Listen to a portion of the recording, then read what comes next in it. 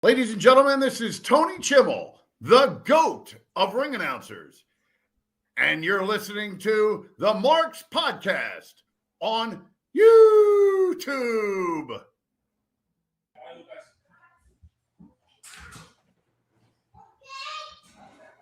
Welcome to the Marks Podcast. I just survived a 50 chicken nugget challenge, so I'm not going to be the most fucking versatile and loud and outspoken.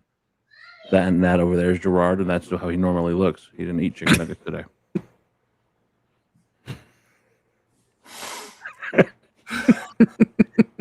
You're right. I don't need to eat 50 chicken nuggets to look like this. Yes. Well, so got a lot to discuss today. A You lot. want to play that audio first? We can. Yeah, let's go that route. Okay. Hang on. Give me 2 seconds. I'm gonna say a lot is an understatement. Yeah.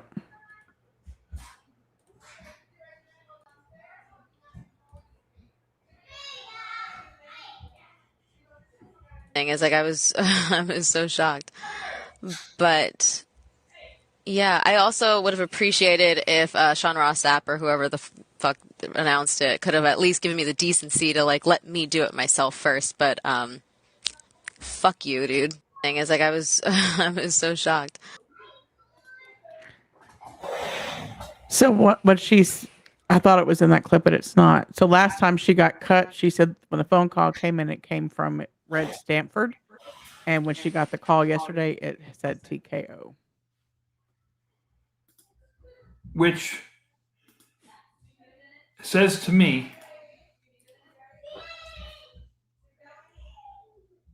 these were not Triple H's cuts. They were not. You want to know why? Because, gee, let me see here. There you go. This is why. TKO. So I know TKO bought WWE. I think it was like a year or two ago, and since then, like there was like they went to ESPN, they went to like Netflix, and I'll be honest, like I've seen a lot online of like WWE fans like almost complaining about TKO and how like there's like a lot of celebrity involvement. There's like Jelly Roll and like I Show Speed and like Pat McAfee and like Logan Paul. Yeah, Logan Paul's been there for a while, but like they're like I'm actually just genuinely curious because people are saying like, oh, like TKO is ever since they bought WWE, like the product has like almost become more focused on moments and like I don't want to say like money grabs, but like there is more focus on like getting it, like making as much money as possible. Like I guess I'm curious, like how much involvement does TKO like really have on like creative control and like decisions like that? Because like I've just seen that a lot online recently. So I'll kind of walk you through that. First of all, it has complete control, so we're responsible. Good or bad. In fact, Don't know that we need to hear much more than that. Does anybody miss this guy yet? I don't miss him, but your company's dead. That's what it tells me is that the company that Gerard loved, worked for, grew up with, The family business is gone. So basically, a mom and pop sub shop turned into Subway, and this is what you get. And guess what? What has happened to a lot of Subways? Especially, I know of one in particular where we have had to call the police on employees for fighting. Well, on a weekly basis. What happened to Jared? Well, he was a pedo. PDF file. Are you calling Vince some sort of PDF? No. Okay, so then why would you bring up Jared? I don't miss Jared either. Spokesman for Subway. All companies who have the spokesman, and let's just say Mark Shapiro is the spokesman, it's a funny thing about that little speck on chicken shit. It's also chicken shit also. And hey, Mark, you're that piece of chicken shit. He's a business. They're a business. And again, who do you blame? Do you blame the business for being capitalist and doing the business? Or do you blame the diehard fans who still stick around and put up with this shit? Or do you blame the guy who sold it to them, knowing full well that it was going to change the way the entire company functioned? Look, I don't. Hold on. Time out. Before you accuse Vince, I don't think Vince thought it would be this. I don't think Vince sold the company to them knowing they can. I think that Ari Emanuel is a hell of a businessman. And what's going on, John? I think Ari Emanuel is a hell of a businessman, and he told Vince everything he wanted to hear. And hasn't lived up to one of them. We don't know if we don't know what that deal was, Gerard. Were you in that boardroom when they made that deal? No, I wasn't. But you know what I'm saying is, though, what I'm watching right now is what put WCW out of business. You're damn right it did. And you know who's coming back up right now? The company you may not like the most, but at least they're focused on wrestling. Their biggest problem is, and you'll understand this one. Will I, though? No. The same problem that happened with WCW before they got Eric Bischoff. They didn't know how to market it. If AEW knew how to properly market their product right now, WWE be in trouble. I will agree with that. I will absolutely agree with that. I will tell you that right now. What I'm seeing in AEW is better wrestling. The fans they do have are happier. Better wrestlers in the sense that his employees are taken care of because your marketing budget is like zero. I get that, and you're right. But they're taking better care of their wrestlers, performers. They're not treating the fans like they're stupid. Their merchandise is better. Everything that could be a possible, what's it called? What am I thinking here? Determining factor is better in AEW. One you have the machine behind, and the other one doesn't know what a machine is. And that's the problem. Could you imagine if AEW could get 50% of a machine behind them? Now, AEW could be in some trouble, though, with this Warner Brother Paramount merger. Okay? Is Paramount going to keep the deal with WBD? Well, AEW is signed to them for a couple of years. So they're not going anywhere. But is Paramount going to honor that contract? They don't have to honor it. They're a new company. So so if you don't have to walk in those, if you don't have to follow that contract, can you turn around and say, hey, listen, we don't like this. So this is what we're going to do. What you're going to do is you're going to drive away the hardcore fan base. And I'm sorry, there's not a place in mainstream in the mainstream for wrestling to be the hot ticket item. It's just not. I love wrestling. I love it. But in the same breath, I'm not going to sit here and be delusional enough to believe that wrestling is going to be like the other big sports. No, you can talk about who certain NFL players are. You can talk about who certain stars are, certain celebrities. People don't care about wrestlers. They still think it's a joke. Well, look at it like this. I'm sorry to tell you. ISO Speed, Jelly Roll, there's another, Pat McAfee, are not Cyndi Lauper. You watch your mouth when you talk about the great Pat McAfee. Wait, hold on. They're not Cyndi Lauper. Okay. All the people that made the rock and wrestling thing happen and not Cyndi Lauper, not Mr. T, okay, not Liberace, not Muhammad Ali and stuff like that. Of course, you would bring up Liberace. All these guys that made that stuff happen back then, these guys don't compare. The problem is to try and recapture lightning in a bottle. When you don't have the talent to recapture that lightning in a bottle, fans want to pay their money to want to watch the wrestlers. They don't want to pay their money to watch the entertainers. I don't think they consider wrestling fans to be fucking human beings, and that's what my issue is. I think go back to like the Attitude Era, right? And when you looked at a wrestling fan, they're a bunch of dumb idiots who like to watch wrestling, right? That was always the stereotype, that we were all dumb fucking people from the South who didn't know what real entertainment was, and these people that are in higher positions knew us better. What? The Attitude Era took the corporate jackass into the wrestling world. Yeah. Okay? Something you never saw before. You took that guy in a suit and tie and put him in the seats. That guy in a suit and tie ain't coming to your seats right now. Or if he is, he's the one coming to your seats. Hey, I know who Bad News Brown is, John. But your oil rigger worker can't afford it anymore.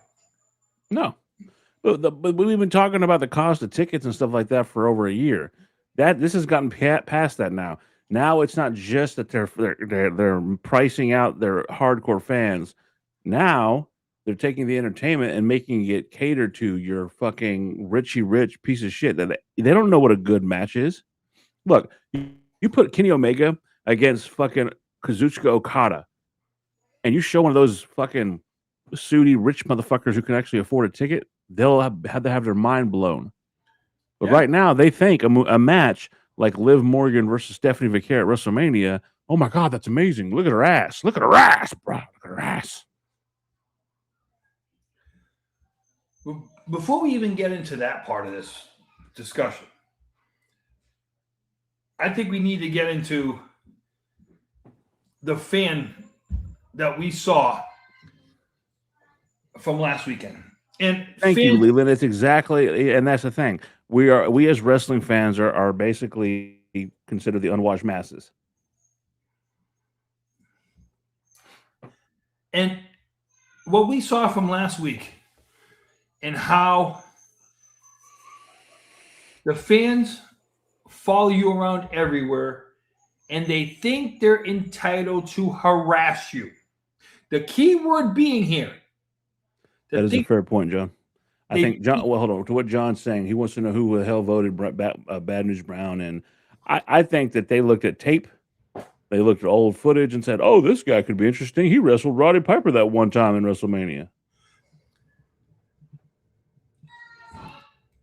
And to be fair, I like Bad News Brown just fine. I don't think he was an integral part of any kind of story, of any kind of point in wrestling where he was Hall of Fame worthy. He was never a world champion. I don't know. He was kind of there. And you talk about controversy. If Roddy Piper was today and came out in the exact same gimmick that he did at WrestleMania 6 against Bad News Brown, you have brought this up, and I think that it would never fly now. But in the same breath, you couldn't even have the Jeffersons on nowadays. No, the Jeffersons. God help you put All in the Family. Wait, hold on. The Jeffersons are on. All in the Family's not. All in the Family, depending on what time. You big dummy! Don't you tell me what's right. What the Dukes of Hazzard? Because of the car alone, they wouldn't allow that on. Okay. But what I'm saying is, when it comes to they would make them change the General Lee to an American flag. Right. The fans today and what they put all form of entertainers through, and what you have this access to. I'm sorry. Let's just go back to the Monica Seles thing. To a fan went onto the court and stabbed this woman. You ever notice on the NFL, if somebody goes onto the field, they get that guy off the field because, I'm sorry, these guys will kill him.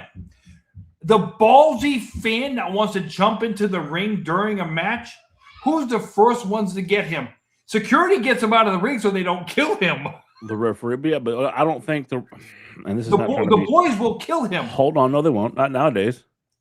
And okay, so I didn't want to go here, but since you want to have this conversation, fine, we will. Taker said a while back that he is not happy with the current, I would say, culture in wrestling, because if you look at it,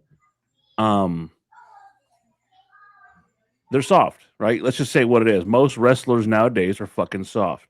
What does it say? Read that to me, dear. There's a huge contingent of fans that stopped watching wrestling regularly who would come back if they were catered to, but WWE isn't interested in bringing them back. They'd rather sell idiots for $20,000 each. Oh, I agree. That's 100%. But listen, I have hold on. Hold on. What does he mean by catered part? That's my question. Fucking decent wrestling at fucking affordable prices. Yeah, not That's 6-minute all matches you're asking and for as a 40 fan? minutes of commercials. All I'm asking for as a hardcore fan, you want to know what I'm asking for, Gerard? The days of fucking matches like Kurt Angle versus Shawn Michaels. Hold on, but let me get back to what I was saying. You said that the WWE superstars, because that's what they are, the superstars of wrestling. Say it right. Superstars. Does that include Jelly Roll or no? I'm just Does that curious. include Jelly Roll? Because you love Jelly Roll. Because apparently he's a superstar because he has his own figure. He has his own toy now. Yeah. No. So Taker, I can't remember which podcast, but I vaguely remember him basically going off and saying how these motherfuckers play video games and these aren't men's men anymore and blah, blah, blah. And he's right. And I get it. The culture has changed. You think they would walk away if someone hit the ring and they were threatening the match? These motherfuckers, again, my opinion, would walk away. Oh, get him. Security, get him. Fucking, if this was back in the day, Ron Simmons would have fucking power slammed that motherfucker to the ground, double legged him, and fucking beat the piss out of him. Guess what? If you wanted to be a fan and jump into the ring back then, you'd get everything you wanted and then some. Because that's what I'm saying. But I think that they're also afraid because in this culture we live in now, those wrestlers would get sued. Case in point, I'm going to talk about what you were about to bring up. When a man defends his wife and one of her close friends because some fucking prick wants to walk up to him in an airport when they're sharing a private fucking moment. It was the hotel. It was the hotel. Whatever. Right. Even fucking worse. Right. A private moment at the hotel. You walk up and I'll tell you right now, you would have got more than your phone knocked out of your fucking hand. You would have got a black fucking eye and a fucking fat lip. Don't you ever fucking approach my wife with your phone. What the hell's wrong with you? Listen, if you were lucky, that was the least you like. Could you imagine that Savage and Liz? The least. Part of the problem though is because it was Vegas. So these guys had to perform and do everything at the arena and deal with the fans there. But then to get to their room, have to walk through the casino floor to get to the elevators to get to their room. They can't just get in and get out. So when they're seen walking through these public areas, of course they're going to be mobbed and swarmed. But we have to go back to Vegas, right? Third time's a charm, right? Wait, hold on. So we did WrestleMania 7 in LA. The next night we did primetime wrestling in Las Vegas. In Caesar's Palace, we did the live show. Okay. You know how many fans hung around Caesar's Palace and bothered people? A handful. But back then, that's what I'm saying. The wrestlers back then had the leeway to where if a fan's bothering you that much, you can do something about it. TKO is more, and I'm not going to put the hotel totally out of. Yeah, John, that's what we're doing next year. We're going to do it live with you from fucking Saudi Arabia. I'm not going to put TKO totally not on the hook here either. Fuck them. No. They have some responsibility in this. They have all the responsibility. So you're telling me that you don't have enough money, Mr. $36 million fucking salary, that you can't have it set up with a hotel to say, hey, I need my performers, whether you want to call them employees or not, but I need my performers to have a safe way in and out of the hotel. We're booking 100 rooms. We're booking 100 rooms. You make sure our people are protected. How much extra will it cost us to make sure they're protected? Okay. Because we got to put on a mediocre show that's supposed to be the biggest show of the year, but we need a whatever. Right, but we can't protect our employees. Because here's the thing too, the 5% of the wrestling idiot fans make it bad for the 95% who want to do it the right way. Well, you also have fucking idiot collectors who have a side hustle, and and again, talking about pipe bombs from years ago. Punk said it. You idiots who show up at fucking 6 o'clock in the morning, throwing your fucking collector cups and your wanting autographs and everything, so you can sell it on eBay, so you don't have to get a real fucking job. Those are the fucking idiots that show up and do it. Do you know how many times I've said to wrestlers, and I said, when you sign an autograph, ask the person for their name.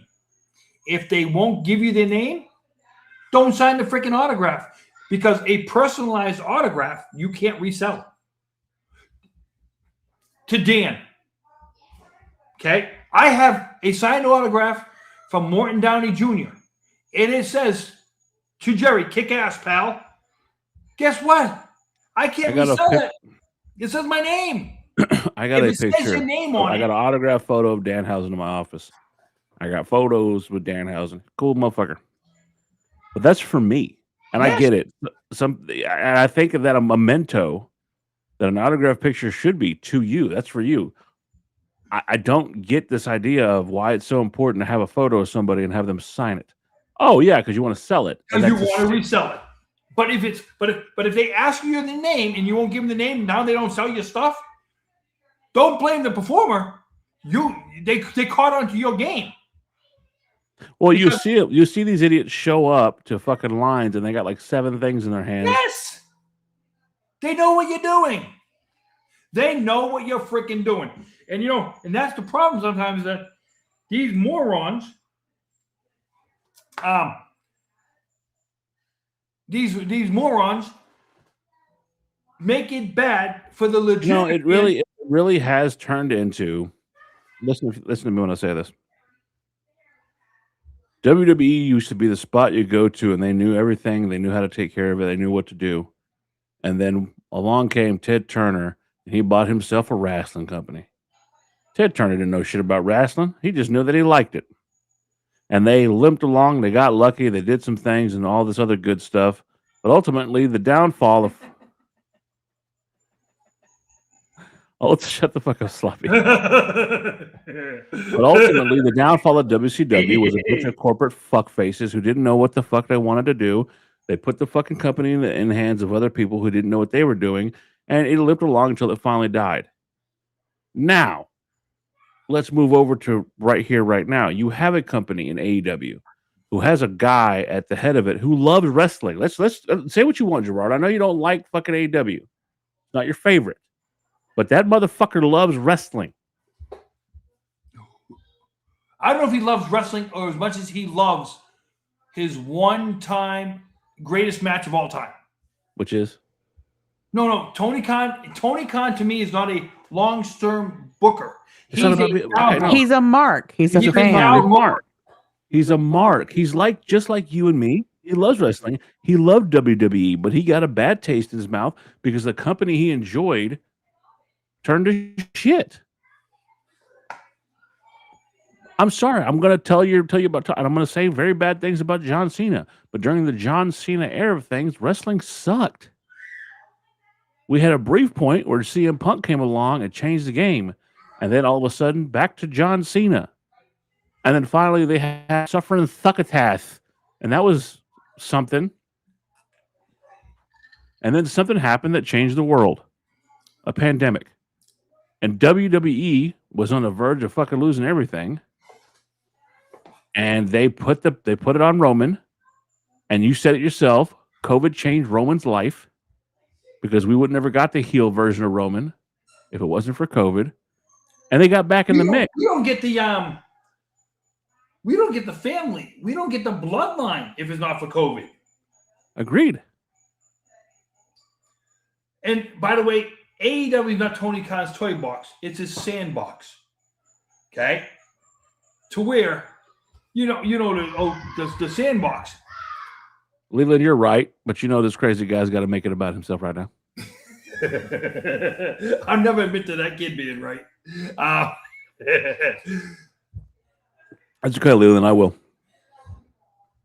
When you... let's just go all...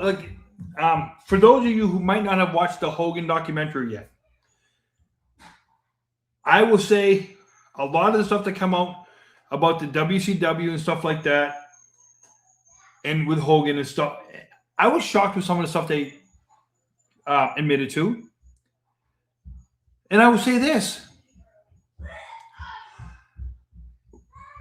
What you see from AEW today is basically what you saw from WCW. No, I agree with you. I agree with you. I agree with you. But you and I agreed that the wrestling is better there. The wrestlers are happier there. The fan base is better there. The only thing that don't have behind them is proper fucking what was it? Promotion, marketing and promotion. They don't, and it is what it is.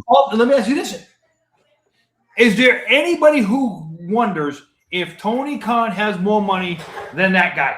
Like before he sold it, did he have more money than this guy right here? Tony Khan absolutely has more money than that guy. So they have the marketing tool. Okay, but you also understand that they don't have the same business model. It's not like someone came over and said, "Hey, Tony, this is how you run a wrestling company. This is how you do it."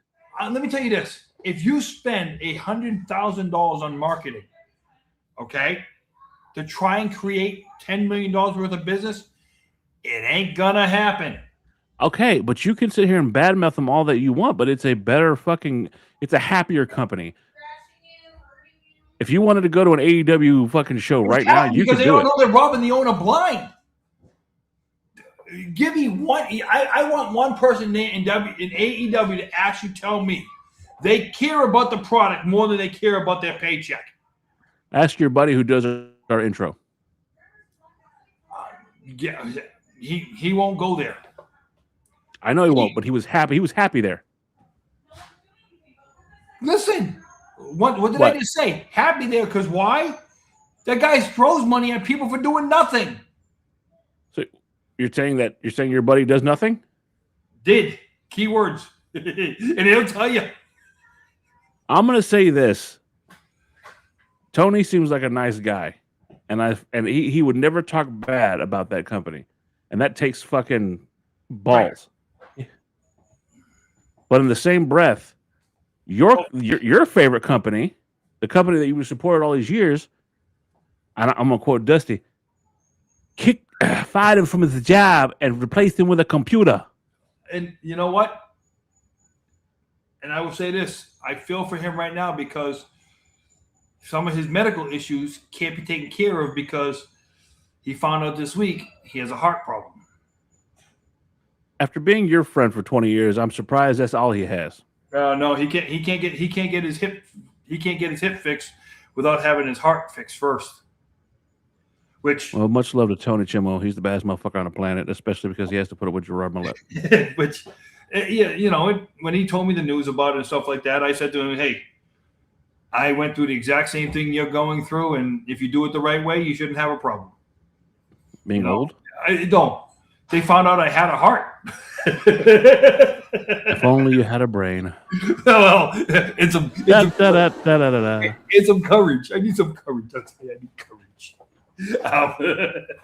But with what we've seen this week and the after WrestleMania effect, have we ever had a WrestleMania where this much crap came out after WrestleMania? No, but I think it's the fact that it's the truth coming out that wrestling in general over there on that side, it is a machine. They do not give one single solitary fuck about you, me, their wrestlers, their fucking employees. They don't care. No different. Look, and I'm not here to dog the fucking UFC. I can sit here and talk shit about fucking the UFC and all that and fighter pay and all that, but they don't give a shit about you. That's their consumer. And ultimately, we're the fucking idiots, Gerard. We are the idiots because we still watch it. We still put money in their pockets. I'm glad how you just said that because all I do is watch. I don't buy the pay-per-views. I don't buy. You're damn right, John. Yeah, I saw that. It's like you said, if the right marketing, like WCW, Ted Turner opened up the pocketbook for the marketing to happen. If Tony Khan could open up the pocketbook for the marketing to happen, and keywords, his guys promoted their show no matter what they did, you're right.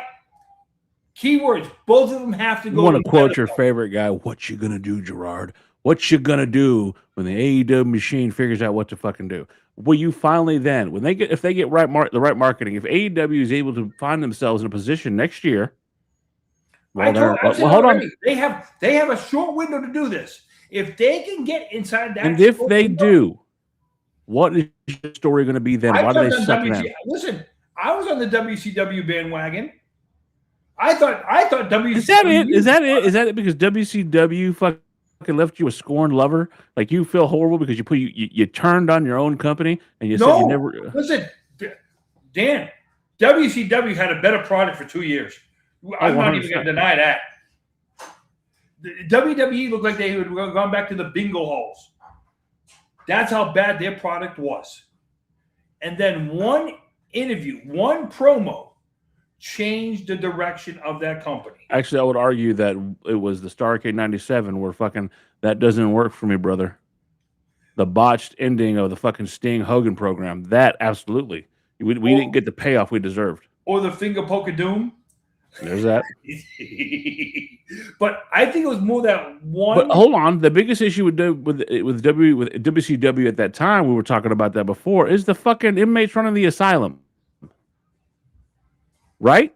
Yeah. Why is and I love Kevin Nash. I think Kevin Nash is a wonderful mind of the business. I won't deny that. I think that in that era, I think the boys needed Kevin Nash to make sure they could make more money. Hold on.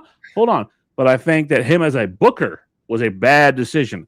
And Tony Khan has removed all wrestlers as bookers. Kevin Nash was a great booker. For Kevin Nash. Kevin Nash was a great booker. No. Kevin Nash knew how to take care of Kevin Nash. Yeah, and I don't disagree with that. And Dusty Rhodes knew how to take care of. Oh, fuck that. Dusty Rhodes was a damn good booker in WCW. I'm saying no. Hold on. We got the rise of Magnum TA, the somewhat rise before his accident. Look what he did for Magnum. Look how good he made Tully look in their matches. Don't even what he did for the Shockmaster. That had nothing to do with him. Hold on. Booker. Hold on. That had everything to do with a piece of wood that he tripped on. So that's his own. Look, he can't fix stupid, all right? No knock to fucking to tugboat. You can't fix stupid. But I'm just saying is the fact of lightning needs to strike it. Not lightning needs to strike in the bottle, and you need that lightning strike to carry out, okay? To where right now, if one company can get that to strike and they can carry it out, the other one is on its way to. You know what? Hold on. Let me pose something to you. You need marketing, right? You need this for AEW to have. They need a blasting cap. They need what Tully Blanchard was for the Four Horsemen. They need something to make everybody go, whoa. How about this? You know what? Look at the comment he just put up. How could AEW's main problem be marketing? Very easily. They don't spend enough money on their marketing thing, okay? More people used to watch it. That stopped. Here's the problem.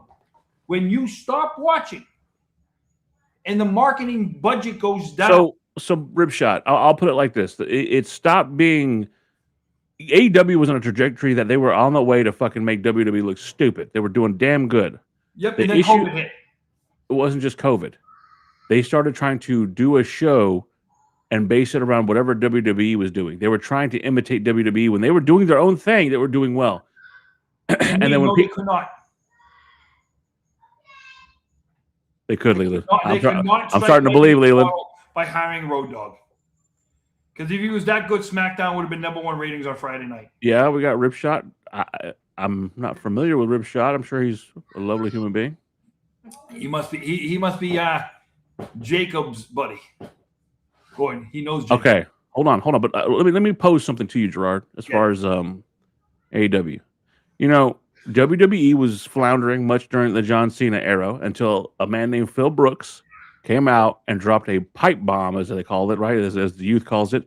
And then you got Jimmy Fallon. You got all these motherfuckers that are like, oh my God, the wrestling industry changed much like the Attitude Era with Steve Austin, right? Okay. Let me pose this to you. I don't know Ripshot. He seems lovely. He's been very communicative. Man, Cubics, I'm a fucking boomer. What do you want from me? What about this? What about if you have someone from AEW come out, fuck the bullshit, and say, we're not going to charge y'all fucking 3 months rent to come to one of our shows. Our boss ain't perfect, but he does good by us. What if someone comes out, fuck the bullshit, just comes out and says it like it is? You find that wrestler, whoever you're trying to get to be your main guy, whether it's I mean, it could be MJF, but I don't think they would work for MJF. You have them come out there. You have Will Ospreay, Swerve Strickland. These guys who are super talented. Is there a guy in WWE right now that you could say, if this guy jumped ship, he could pull a Hulk Hogan? And you have the NWO shit all over again? Is there a guy right now in WWE that could jump ship? But do we? There's only one guy I can think of that could jump ship right now. If you say John Cena, I'm going to fucking tell you No. to kiss my ass. Jinder Mahal. Nope. Oh, fuck. Shout out to Jacob. What if Brock showed up in AEW?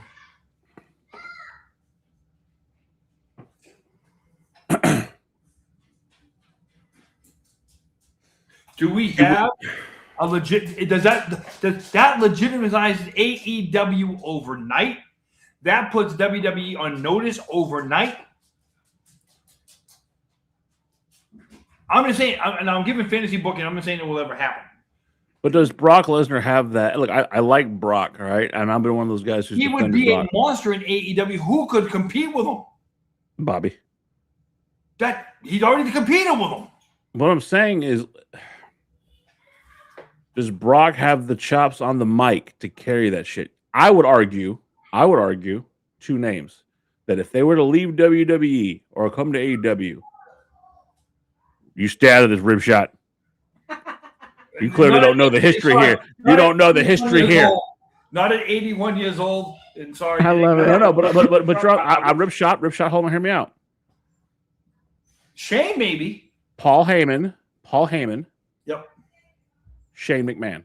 Yeah. We need Shang. They need Shang desperately. Yeah.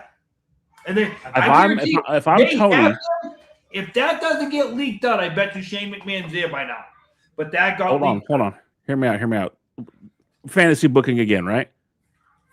You have Shane McMahon and Tony Khan walk out there.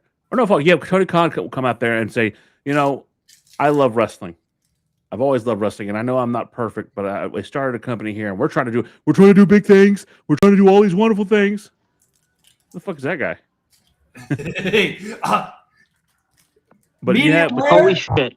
All right, first of all, just want to shout out to Rib Shot, by the way. Rib Shot is someone who makes animations.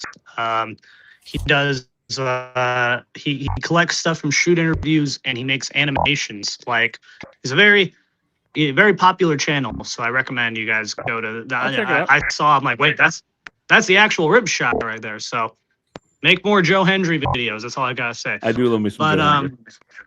Yeah. Wow. This is I'm here at work. I'm the meat man. I'm here in the meat department. I'm in the break room. In the words of Pat Patterson, you love handling meat, don't you? If you ever saw Legends House, that's a reference. That's a deep reference right there. But yeah. Shout out Ribshot. Wow, crazy. That's insane. But I'm here for a short amount of time. I look unhinged because it's crazy. You know what's insane? I'm worried that they allow you to handle customers' meat. That's what I'm concerned about right now. You know what's insane is, like, when I'm out here and just people are like, can I have 3 centimeters cut off of a salmon? I'm like, do you want me to pull out a measuring tape? It sounds How like am I supposed to do that? Digitally farting every 5 seconds. Yeah, no, I got fucking, there's music playing here in fucking Alanis Morissette multiple times. It's We great. got our own Randy the Ram. We got our own Randy the Ram. Ram Jam. Okay, so let me finish what I was saying. Please. You have Tony come out there. You have just be fucking honest, right? And then you have him call out Shane. And if you have Shane come out there to say, that is not my family's company. It may have the letters of my family's company. That is not my dad's company. That is not my sister's company. That's not my fucking brother-in-law's company. That is a fucking shell. That is not what we built. And be honest, if he's mad at his dad and say, look, my dad made a mistake as far as what he did with that company. If you want to see real wrestling, this is where you need to be. If you have him come out and just call it like it fucking is. If he puts over AEW like that, or I'm sorry, if he drags down WWE like that, which at this point, it's not your WWE. Look, I would argue. No. I was going to say, at this point, he wouldn't be lying. Listen to me, Gerard, when I say this. Okay, I love you. You know this. I love fighting with you, but you're one of my homies. You're like a fucking brother to me. You're like my older brother. Much older brother. Much older brother. But what I'm saying, you're not my fucking dad, old man. My dad's in his 60s. But I am old enough to be your daddy. Motherfucker, I'm 40. How the hell? You're 55, okay? You're 15 years old when you had me, you fucker. If I was a quick learner, you know. We all know that's not true. Anyway, what I'm saying is, I always argue with you because you're so quick to defend these douchebags. That's not the WWF. That's not the WWE that you loved. I'm not defending right now, am I? No, right now. But you and I always go back and forth on it. Go back and watch our fucking catalog of arguments. Most of them have to do with Vince. But you sit here, you defend it because that's not Vince's company anymore. That is a shell. Vince took his company out back, much like when he talked about the NWO. I'm going to inject it with poison.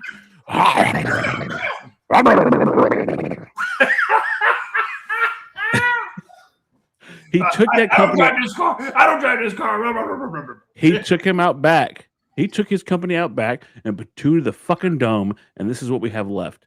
Motherfucker playing Weekend at Bernie's with a company that used to be great. Let's stop fucking dragging on the fucking bullshit and call it for what it is. Like Shane, look, God forbid, if Shane, we know other people are listening, but if Shane ever heard this, I need you to fucking know. I don't care what fucking anybody says. You get in touch with Tony Khan, you fix wrestling, motherfucker, because you have a chance to do it in a company where people care. And start a fucking union. Because what happened to Alistair, what happened to your favorite, Kairi Sane, what happened to Zelina Vega is wrong. It's wrong, and I want to talk a little bit about that. So we haven't gotten into night 2 of WrestleMania and the shit show that was, but we know the discussions and all of the feedback that it was an overarching cash grab. It was ad central. It was 2/3 commercials, 1/3 shitty booked wrestling. To that end, they made all of their money. They made all their ad revenue. Everything had a sticker on it. Bianca Belair's stomach had a Similac sticker on it to promote the baby. Jesus. They decided. He had to think about it. You see that? He had to fucking think about it. All of that, right?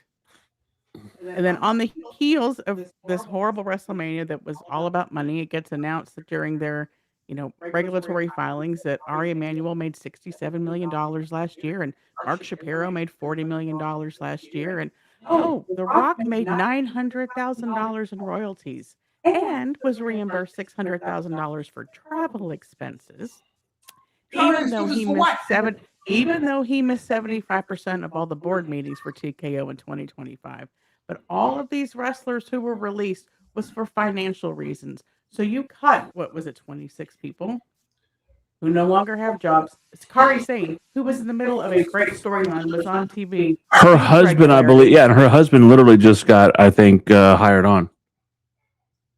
But the upper TKO echelon is raking in tens of millions of dollars while they're destroying a product that wrestling fans love, all in the name of we have to cut expenses. Because overall, TKO is $9 billion in debt? I thought the guy on the right was Billy Gunn.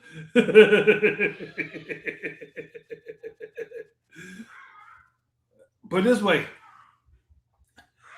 from what you just said, That's $100 million for two guys. Correct. Who are destroying a company. The day that Gerard Millette is Billy Gunn is the day that I quit this fucking show. Well, you always tell me I'm an ass man. Yeah, but he's a boob man.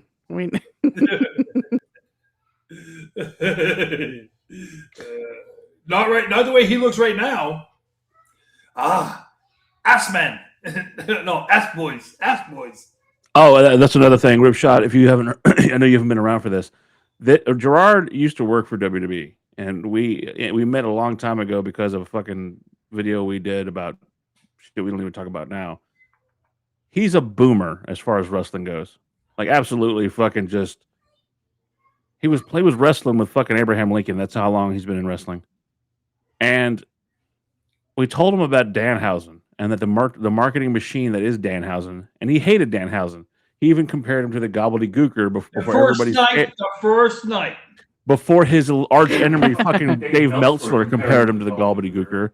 Gerard compared him to the gobbledygooker. And now he loves Danhausen. He likes to talk about him when he talks about the toilet. See, and that's the thing is AEW could take a hint from Danhausen in regards to marketing because that dude put himself over. Think about it like this. He's done more in 3 months marketing himself. He did more in AEW marketing himself. Like he got to WWE because of what he did in AEW when he wasn't on TV, when he wasn't doing matches. Between him and Joe Hendry, that's where these companies need to take a lesson from because those two men have put themselves where they are now because they knew how to reach the fans, how to be in their faces, and be entertaining. Your echo. I give up. And, and like I said, so after what we saw from, night 2, did night 2 save night 1 a little bit? No, there was one good match. I said a little bit. There's no let's save it. Okay, so that's a dead body farting. That's basically what happened. Minuscule. That's the fucking dump you take when you die. And put it this way, what got me the most out of night 2 was when somebody hit somebody with a set of stairs and didn't get disqualified. Oh God! See this is the thing. You get mad about the most minute little stupid shit. Nope, because I'm not the only one who said it. You couldn't go anywhere but up after night 1. That's the problem, Lee. I wasn't the only one who said it. It wasn't Gerard that said it. No, it wasn't Gerard that said it. It was other people saying it. Other people were saying it, not Gerard. Former great Mike Chioda said it too. So it wasn't Mike Chioda. Yeah, but Mike fucking he's old like you. Much love to you, Mike Chioda. What does that say? If Chioda's agreeing with me, does it make that y'all are fucking senile and need to get your fucking brain checked? No, or we know somewhat what we're talking about. Yes. We also need to get a shirt that has his name because he gets lost. You had to pin his name to his shirt and say, "Please return to so and so."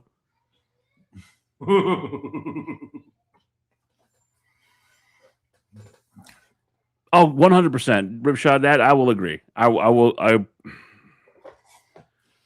AEW needs to find its own identity. The problem with AEW is they don't know what they have until they lose it. Look at someone like Ethan Page, right? A guy who just popped onto the main roster, right? I've been following Ethan Page since he was back in TNA, and him and Josh Alexander had the group The North. One of my favorite tag teams of all time. One of the best fucking tag teams ever. They split their way. What the fuck are you doing? You're a grown-ass man. What? Anyway, Ethan Page is by far one of the greatest fucking wrestlers I've ever seen, and he's already more over in WWE than he ever was in fucking AEW. Danhausen, another perfect example. Fucking Joe Hendry, again, another guy. All these guys that were other places have come here and do an amazing job. AEW has all this fucking talent and they focus on 3 guys and it drives me fucking nuts. And you can't say this because of time because they've gotten more time now. Now they have 2-hour shows. Now they have this. I want AEW to succeed because I'm so tired of the juggernaut, the corporate juggernaut that is WWE. I'm glad he asked that last question. What? Let's ask this. Why is NXT and AAA booked so well? Shawn Michaels and The Undertaker. We talked about it last week. Hold on. Hulk Hogan's tribute thing on his documentary, they showed the production room. Okay. A bunch of has-beens and never was in the wrestling business was in the No. Hold on. We can't go into the has-beens and never was because then we talk about you and your refereeing career. Wow. Okay. So what we're Hold gonna on. say is this, okay? I'm also not trying to write a show here. I'm not trying to produce a show here.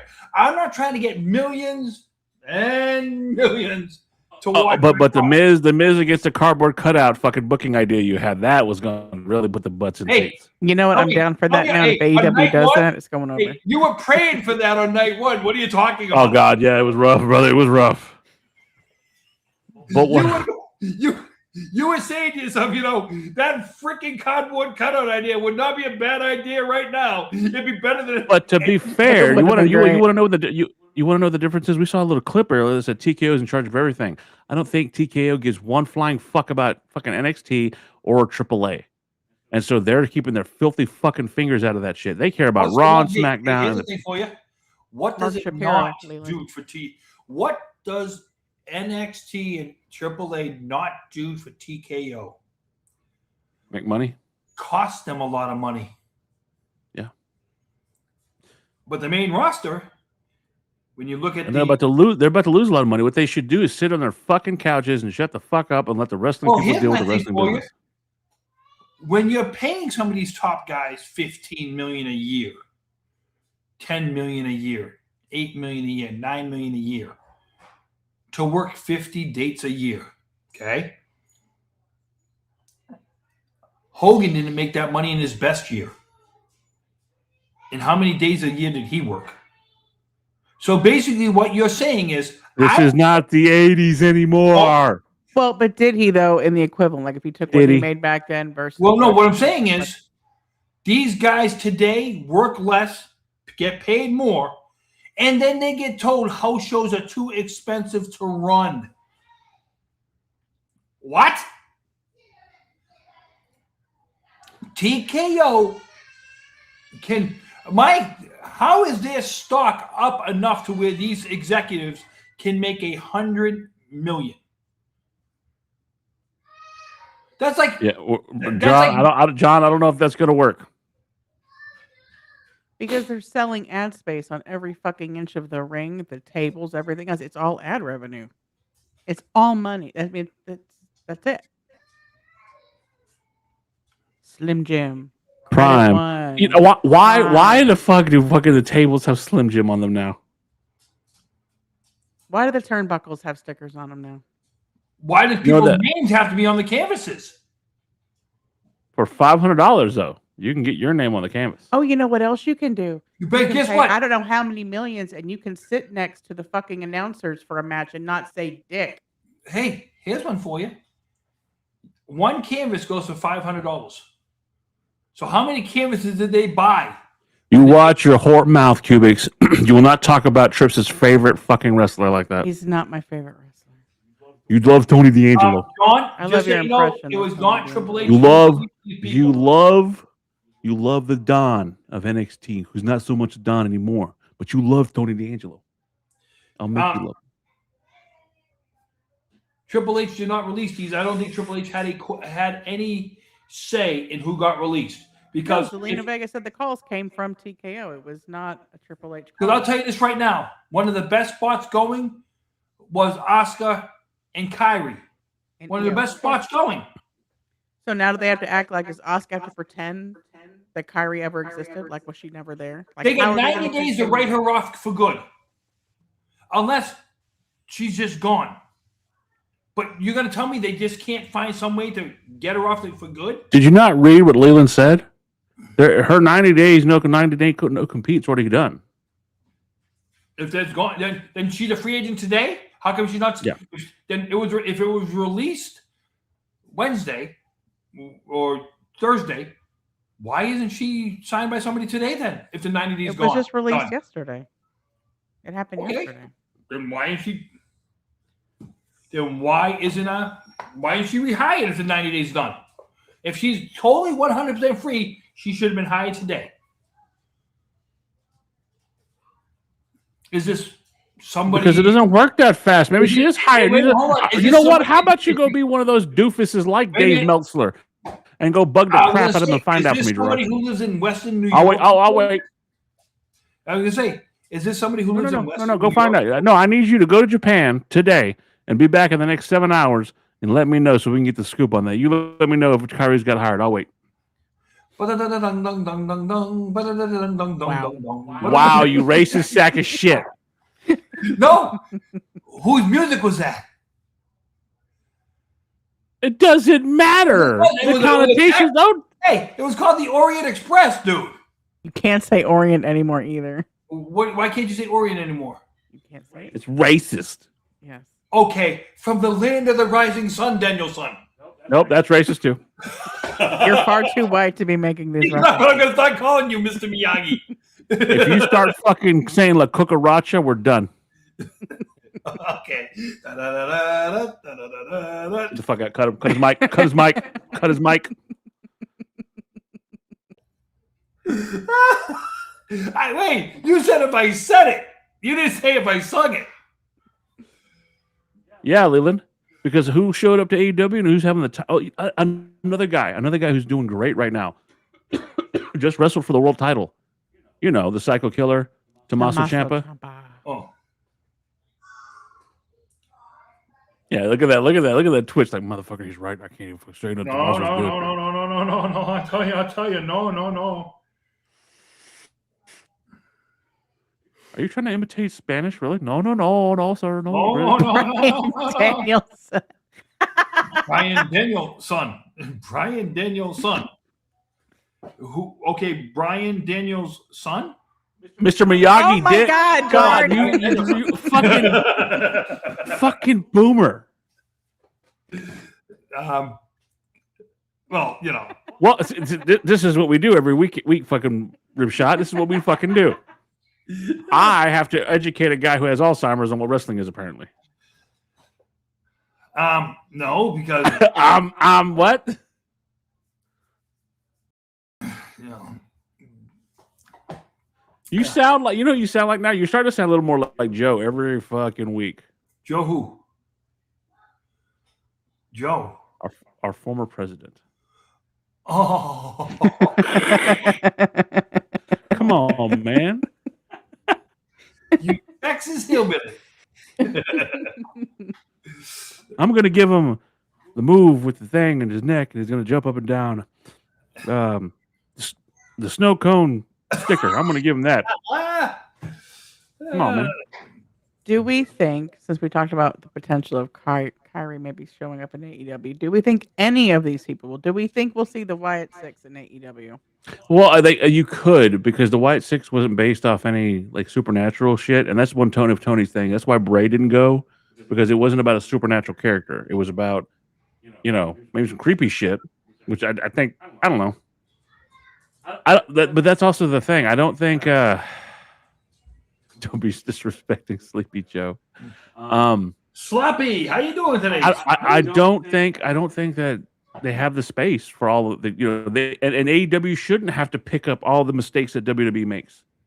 I'm not saying have to, but if there's opportunities to actually bring talent that could expand the roster and give some variety. They have a massive bloated roster. Just the one whole fucking bus is just for the Don Callis family. Here's a question for you. Out of the 23 people who got released, okay, is there one of them that you could say, hey, this guy walks in AEW tomorrow, he changes AEW's landscape? Aleister Black has potential to be great. He was already there. I understand that. So is Andrade, and look how good he's doing. Yeah, okay. Really? You're just upset because you're just upset because if you went to a wrestling match with your wife and Andrade was there, she's taking a selfie with him. No, she's not. What about Dexter Loomis? I don't know about Dexter. I just don't think like he was Dexter. giving enough opportunity. But you talk about a bloated roster, so they have Ring of Honor and they have AEW, right? Right. So they have room. There are opportunities. I think they're also missing out on the because we used to have a show back in the day that I would watch religiously called AEW Dark. And AEW Dark was on YouTube. It was specifically on YouTube, and you got to try out talent there. That was basically their way of putting guys in dark matches, but we got to watch it. I think the AEW needs to go back to that stuff. We both. I absolutely agree with you, Leland. Right there, what you just said, I could see. Yeah, but see, Leland. If Alistair goes to TNA, he better beat fucking Santana and take that belt because he's not a mid Carter, dude. I'm sorry. He's not. Both, Oh no, I didn't even think about that. His sister, Bo's sister. Oh fuck yeah. Here's the problem, okay? When they got rid of Dad, because Dad was the, he was a backstage agent.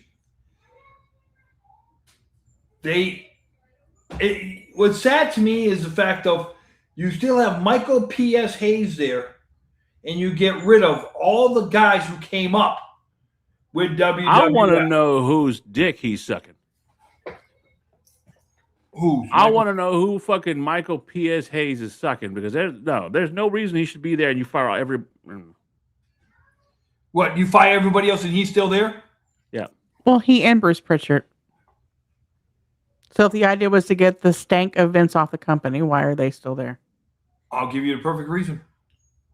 They must come for cheap money. To where they do a lot and it's cheap money. Oh, and they're probably corporate jabronis where they live in Stanford too. Well, you were a corporate jabroni for a long time too. Never. I was never corporate. Anything you want, Vince, I'll do it because we had one conversation in the elevator. I'm no corporate jabroni. I believe in my gut you were the first member of a prestigious club. My wife's Kiss My Ass Club? Absolutely. No, Vince's. I believe in that elevator more to happen than you're willing to admit. I bet he pulled it down. Oh, no. You smooched that wrinkly old ass. No. Wow. Hey, listen, a good man all says the first time his wife is the first and only. Oh, God, corporate yes man to the bone, please. I know he is, Leland. He's full of shit. Nope. I'm a corporate yes man to the money. He hated Danhausen until he came to WWE, and Danhausen's basically doing the same gimmick he's done everywhere else. But as soon as he came to WWE, this is the greatest thing I've ever seen. Oh, my God. I love seeing how much Gerard loves Danhausen. It really makes me happy. I got to say this, since we've been talking, and this is going to get me. The Boston Red Sox have fired their entire coaching staff since we've been talking. So that just shows that Gerard backs losers. They won today 17-1 and the team fired corporate losers. He backs corporate fucking losers. I will run and go get Vince's coffee because I know he will take care of us. He'll take care of me. So I won't ask Mel how well he took care of him.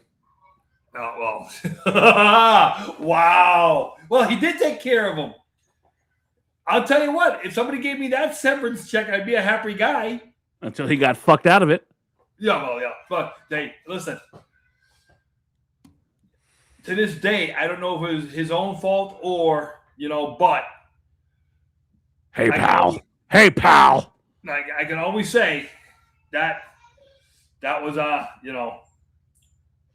but, so, the fans of you ever seen that video, if you could look it up, of fucking Wilford Brimley? Have a good day. That's what you sound like right now. You sound like the Wilford Brimley diabetes commercial. Wilfred Brimley, really? You're coming off like right. Wilfred Brimley. Hey, he was good in the movie The Firm. He was also good in the movie Cocoon. I don't know. I don't know nothing about Cocoon. You are a cocoon. The only thing I've ever known about Cocoon is The Silence of the Lambs. No, sir, that's a cocoon. A bug cocoon. But with the fans, with WrestleMania, and WrestleMania. Yes, John, he did, including take this fucker under his wing. All the jobs that nobody wanted, taking care of this guy with a bowl cut.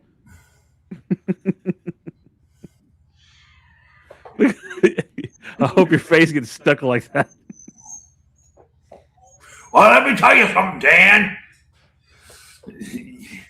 You pencil neck geek. No. Okay, Blasty, what the fuck? But no, I'm not ever. I'll say it to them, fucking blue in the face. I'm not the biggest Vince guy, but I don't believe that this is his company anymore. This is not their company anymore. It's a bunch of corporate fuckfaces who have their own agenda, and they don't care about anybody. Again, I go back to you, Gerard. You are a diehard WWE fan, and I love you for it. I love you. But this isn't your company anymore. This isn't the company that you loved. So let's focus on a company that does care and is trying and try to put all our fucking attention to try to help a company that, actually gives a shit. Uh-huh. What company's that? TNA? TNA. We already looked it up, Jacob. No, he said he made a video. Diabetes kills. Consult your local physician. Laugh out loud, laugh out loud.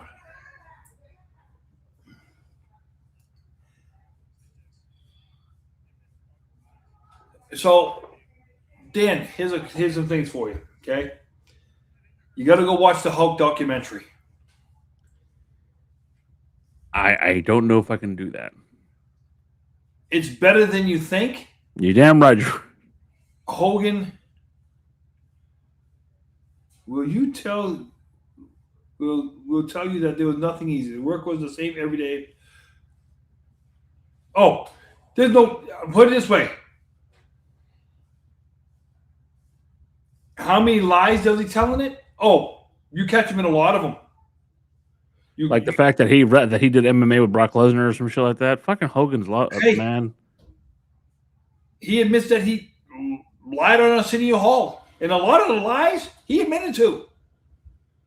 He admits to lying. He admits to it. Wow. That doesn't work for me, brother. He says it one time on the thing. So glad he admitted he was a liar. Like, wow. What the fuck? Why is that a good thing? I do have a question for Gerard, though. How does it feel to know that you were grabbed by your fucking long chili bowl haircut by a Hall of Famer now? Well, to listen to his kid tell it, though, he was one of the best. I would never say that. Sid was good for about 3 years. Oh, the fentanyl he took, when he admitted to how much fentanyl he took, that would have killed a freaking horse. Now, could he have been over-exaggerating the amount when you were listening to it? I think he over-exaggerated the amount. See, to what you just said, I agree with you. But then you have stubborn fucks like Gerard. And again, I love Gerard. I love that he's a stubborn fuck. But you have stubborn fucks like Gerard that you have to get through to because they're part of that fucking audience. They're part of that. I will always wave a flag for a company that doesn't give a shit about people. And it's not because Gerard is wrong. Gerard, I think, lives in a world of nostalgia where it was the company. And there was good times there. I grew up watching wrestling with my dad. Vince McMahon is responsible for some of my greatest childhood memories, even though I can't stand his ass. But I told you many a time, and I don't know how old you are, Ripshot. WCCW was my first love because Yeah, I first started watching WWF. But when I saw WCCW, it was blowing WWF away at the time. Until Hulk Hogan became the champion. But the WCCW shows, we've talked many times about the Gino Hernandez, the Chris Adams, the Bruiser Brodies, the Iceman. I'll say this, and something you may not know, Ripshot, you haven't been here, you haven't seen this show. I'm going to admit what Gerard's job was. He may not like this, but he used to be the guy who brought the giant yellow diaper over to Hulk Hogan's locker room. Did he smell it a couple times? Yes. But he used to be the guy who used to bring the big yellow diaper over to Hulk Hogan before every match. Can't believe you just told something super personal about him on the internet like that. It's okay. This dog's hearing every word he says. So it comes crashing down and it hurts inside. My dog is saying right now, go ahead, keep talking. If I ever meet you, I know who to get. I know where to bite you.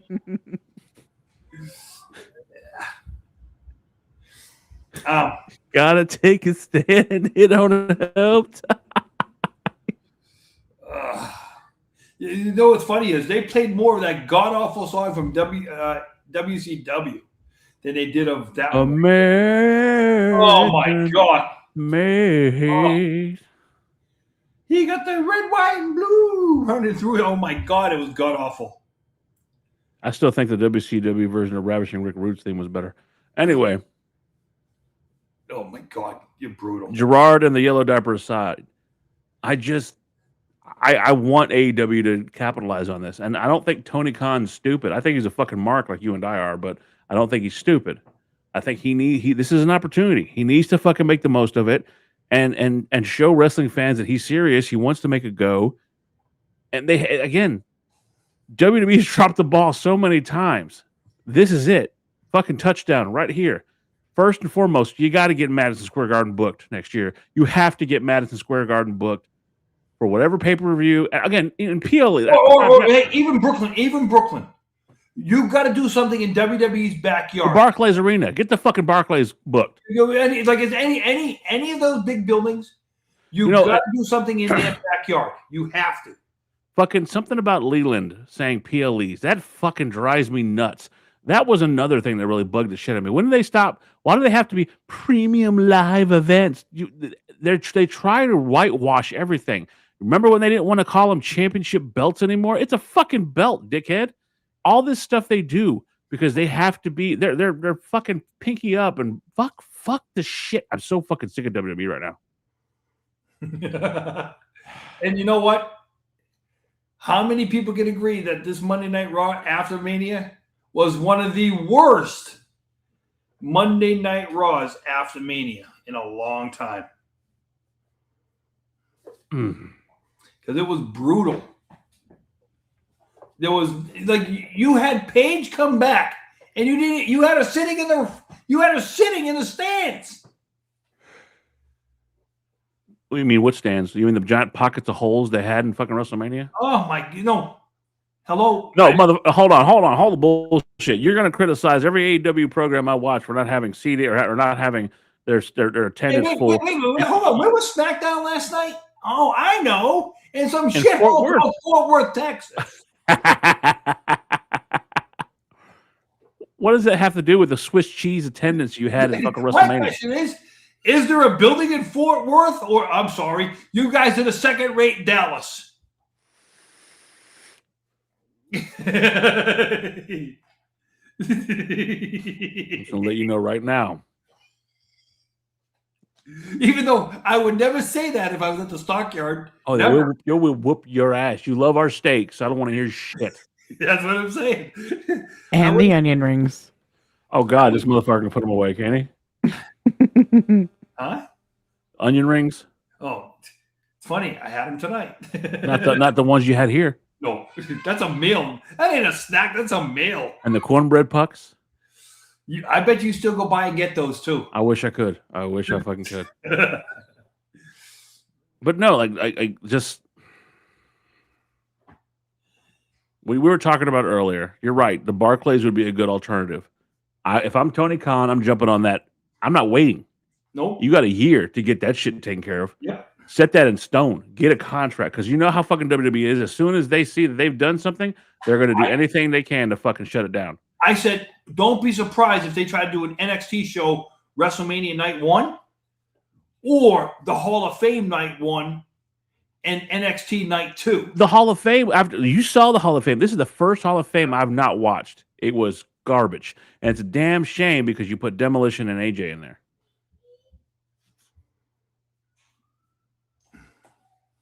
I mean, from what I saw of the Hall of Fame and stuff like that, was it like the typical past Hall of Fames? Not at all. It's trash. It's trash. But that Hall of Fame doesn't mean anything anymore. Until they can get what misses from the Hall of Fame is a physical building. They don't care. It's just a Hall of Fame to be a Hall of Fame. If you created a physical building to where people could go in, see plaques of people, watch videos of people, a la the Baseball Hall of Fame, let's say. You had a ring in the middle of the Hall of Fame where you could go in, take pictures in the ring. Do something. So I'm going to fucking date myself here. I'm going to sound like a little punk bitch, but there's a movie out there called A League of Their Own. Have you seen it? I knew you were going to say this. Did you? I did. I had the image of that in my head. Have you seen the movie? Hold on. Have you seen the movie A League of Their Own? Girls are what you sleep with after the game, not what you play with during the game. There you go. Do you remember the end of the movie? That's a line he quotes. Oh, I was going to say that he looks like a little penis with a hat on, but hey, I said that here now. If you look back at the end of that movie, right? I thought that movie had fucking a little bit of everything in it. And at the last end of the movie, you see Jimmy Dugan, who was played by Tom Hanks, and they talk about his career and whatnot. But then you go into where they celebrate the athletes that played in the American Women's Baseball League. All-American Women's Professional Baseball League. Okay. If you created a Hall of Fame that showed that movie, and that's all based off true events, you're going to tell me that there's not enough history in the world of professional wrestling that we don't have that? After over 40 years, we don't have that? Dan, where would you start your professional wrestling history from? Frank Gotch and Lou Thez. Gorgeous George. Buddy Rogers. So Harley Race. We go right back to the beginning of the 60s, okay? Right? Do you go right back to the beginning of WWE? Do you go... George Hackenschmidt. Frank Gotch, I'm sorry. Yeah, that's what I'm saying. Stuff like that. Who owns all those records? WWE. So to have a physical Hall of Fame to where fans could go, because there is a Pro Wrestling Hall of Fame in New York. To have a physical, real Pro Wrestling Hall of Fame to where you could go into, and you know what? WWE, put your pride to the side. It's not WWE. You got the video ready? No. Thank you. I'm sorry. My bad, Rib Shot. My bad. Put your pride to the side and let any company who's ever had anything to do that, if they want to put their performers in, AEW has people in their Hall of Fame. Fine. Their Hall of Famers will have plaques in that building. Any company's ever had... This is something... Okay, so this goes back to my argument about... Okay, I would say, and I would argue, that the finest, most competitive time in wrestling was the era of the territories. And this, right now, what we're going through, right? The era that what we're dealing with now is a reason why we should have that. We should have multiple options. It shouldn't fucking be a monopoly. The territories, I wouldn't say that for one reason. A lot of times in the territories, you would have one guy going around the country. He'd hit every territory, but you'd have one guy. Andre the Giant. He would hit the territories. Well, what I'm saying is we're in a point where we could do something similar. Have a bunch of... I'm not saying it has to be the territories, but I'm saying multiple fucking major leagues. Who the heck is Stanislaus Zbyszko? That's the grandfather. That's the grandfather. I believe the grandfather of Larry Zbyszko. I You not fucking know who Zbyszko is? I know who Larry Zbyszko is. Hold on. We got a message from Jacob. I don't know what it says. God help us all. It's Return of Jacob's Corner, apparently.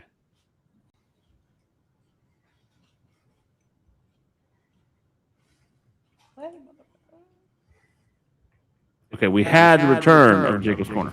All right, so I'm filming this. I'm incognito. Obviously, I have to package meat. It's getting a little hectic back here. But I want to say this. Given all the releases, I'm a big super fan of the Wyatt Six. And it hurts. Like, it hurts me physically and emotionally. Like when Jinder Mahal lost the WWE Championship to AJ Styles. Now, listen, we can go and say everything about AJ Styles' career and what he did for the business and how he's in the Hall of Fame now, but the motherfucker had Gallows and Anderson induct him when he should have had his greatest opponent ever, Jinder Mahal, induct him into the Hall of Fame. Anyways, I don't know what I was talking about. Oh, yeah, it sucks the Wyatt Six are gone. Aleister Black, sucks for him. I kind of have no sympathy for him because, you know what was he going to do? Same thing with Zelina or Dante Chen. Like, who the fuck is Dante Chen?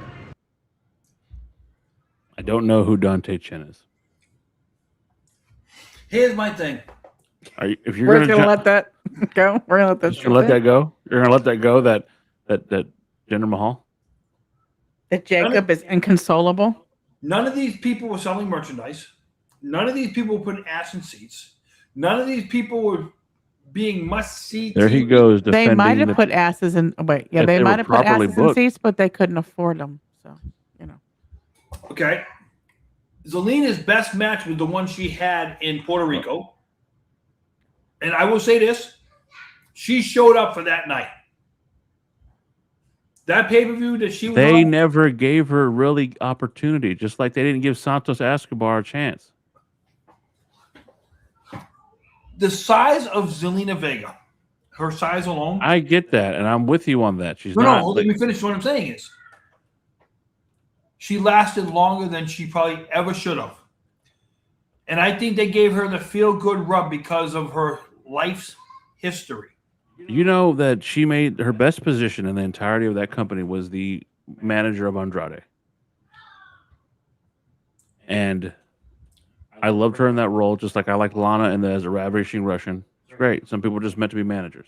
Put it this way, you had your Melinas, you had your Roxanne Perez, Roxanne Perez's and stuff like that. No, not Roxanne Perez. Rosie Perez. What was the name of the girl that she came out with? John Morrison and that's Melina. No, there was another one there, just dressed just like a two. She later on she retired. She came out. She had she was pregnant, had a baby. Then she came out as a lesbian, whatever it was. She was on Total Divas. But I'm saying is, What the hell are you talking about? I'm trying to remember her name. Rosa Mendez? Yes. Rosa Mendez didn't manage the M&M. Yes, she did for like 2 minutes, but she took over for Melina.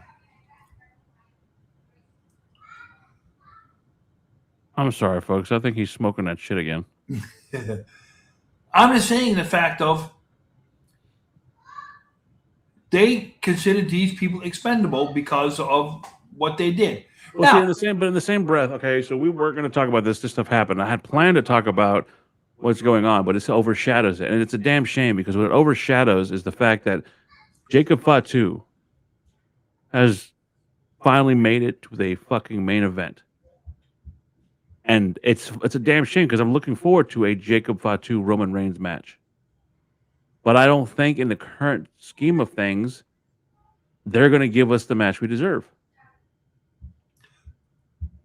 here's a question for you. That news that dropped yesterday.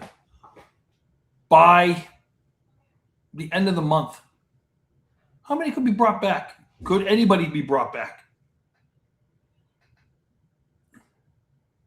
They're saving money. You're saving money to where, let me ask you this. Let's just say one of them, let's say somebody like Aleister Black has a $750,000 contract. A la, who's that guy that you missed? He came out with his wife. Karrion Kross. Yeah. We'll give you $750. You were making $750. We'll give you $500,000. Your wife was making $400,000. We'll give her $250. You accept the deals. You both can come back. I think he'd tell them to fuck themselves because he said that the problem was that they wanted them to be the new Karrion and Scarlett, and he was never going to be that. But I'm just saying is though, right now, seeing what Karrion Kross and Scarlett is doing, Killing it on the indies. do you bet yourself? Because you know as well as I do on the indies right now, the indies are hurting for talent. Hurting. I think you might get an indie boom then. Is that bad for business? It's bad for WWE. No. Is it bad for wrestling business overall to where? No, because we can look. We are in a day and age where this is where the internet's beautiful because I can watch any indie I want. As long as someone's there to fucking videotape that and stream it to live stream, then I can watch any indie I fucking want.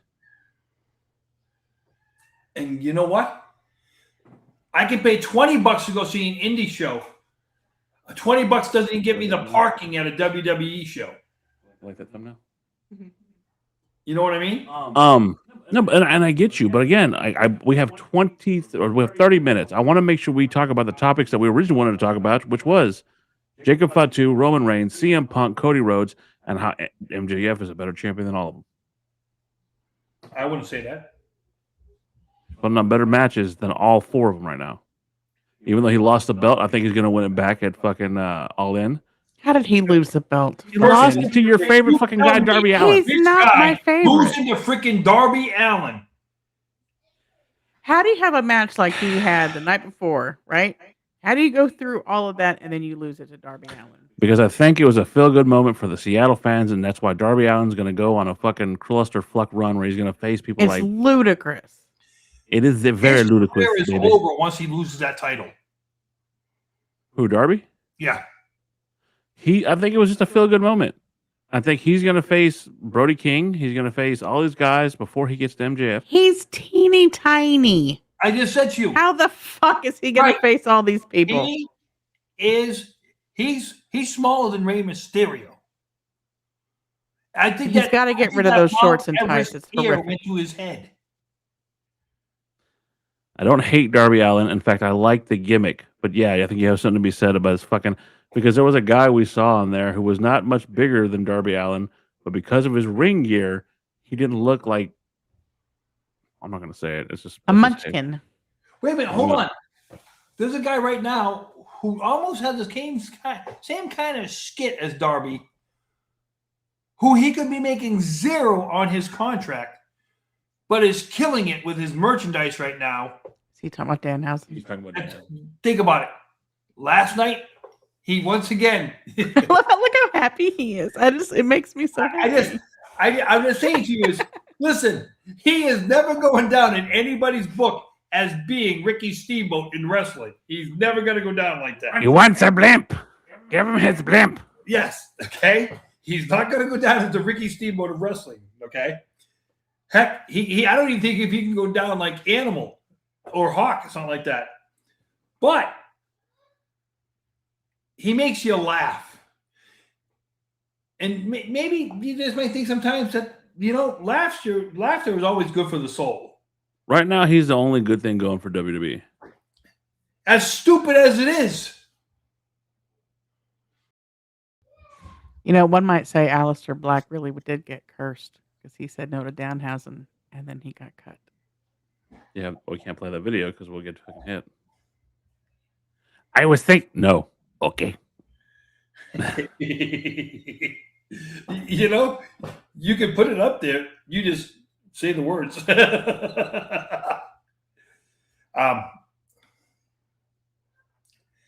The way they go about this nowadays, and not just them, all companies, I know they all got a bottom line. But are the people, are the right people always getting cut? No. That's the problem. Who do you think should be cut over anybody in the 23? Well, you talked about indies earlier, right? Jacob Fatu was in the indies, got to where he's at now. Punk at one point was doing indies. Cody did something, and that's what I wanted to get into, that changed the way we look at a fucking indie. Cody Rhodes left WWE and went to the indies and made a very lucrative career while in the indies. Revamped his character, became the American Nightmare. They had to bring him back.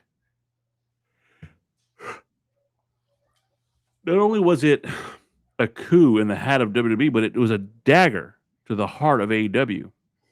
I will go down as one of the people who will say AEW started finding its fucking worst times when they got rid of Cody Rhodes. No. Yes. When they lost Cody Rhodes. Yes. Not got rid of him. And it had nothing to do with finances. It had everything to do with a lack of respect.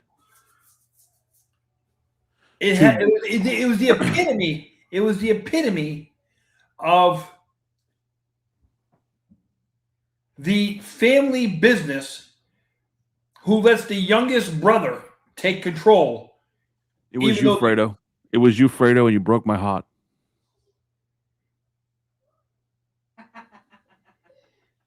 What the heck? Darby Allin. Oh. Shoot leggings and hot pants. He's not wrong. Yeah. And there's a lot of fans who are just not on the dark. Look, he's got cool face paint, and I like that he's crazy enough to do the things he does, but world champion. No, listen. It's not believable. I think we all can agree. When you're classified as an atom weight, people in ECW wouldn't do the shit you were doing. That's a problem there. The Mikey Whipwrecks of the world. Okay? And all those guys wouldn't do what Mike would not do what Darby Allin's doing, because why? We gotta go to work tomorrow. Hold on. People cheered when John Moxley filled a fish tank full of water and tried to drown him in it. Yeah. I don't think they were, and John Moxley was full on heel at that point. They enjoyed the shit of that, and I think they just really wanted Darby Allin because he could swim in that pool of water. I'm not dissing Darby Allin. I'm not trying to. Isn't that sad that he could swim in a fish bowl of water? It's like the movie. Look, I liked Marco Stunt, but Marco Stunt's not winning my world fucking heavyweight title. I understand a feel-good story. I understand. Hey, oh my God, oh Pop, he did it. Oh my God. I'm not letting that guy be the face of my fucking company. What? I'm gonna. As soon as it comes up, it made me laugh. I can't. What? Because he's right, then I'm taking my headphones off. And just...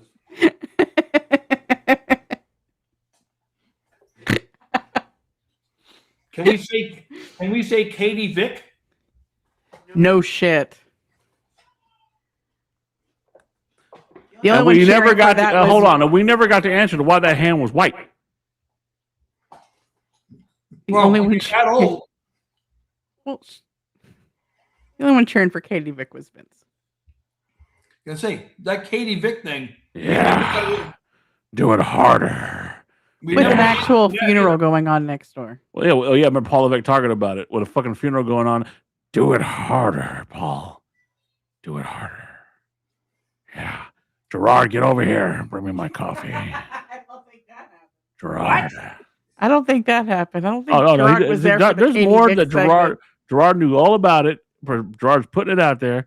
And that's why I see it. But that's why Meltzer hates fucking Gerard. Because Gerard got to do all the things that he couldn't do. Got to be part of that club. You know that Dave wanted to be part of this club, Gerard, or you're part of a special club. Get my coffee. It's funny.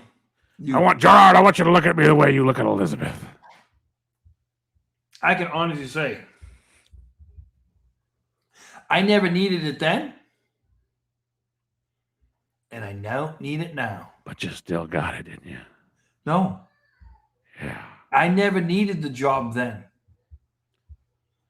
It's not about needing the job, Gerard. I never needed the. But what you did for the job. I never did nothing. You were Because trust me, if I did something, we wouldn't be talking. You were kissing more than Jimmy Valiant was. No, listen. You were the original Boogie Woogie Man. Because we all know if I was kissing boys, I wouldn't be talking to you. What was it saying? Huh? Nothing. You're the one who brought it up, not me. Yeah, because I mean, I just. Gerard, it's on your hat. The B. We know what it stands for. It's not Red Sox. You were the original Boogie Woogie Man. I know. It's the Boogie Woogie Bugle Boy from Company B.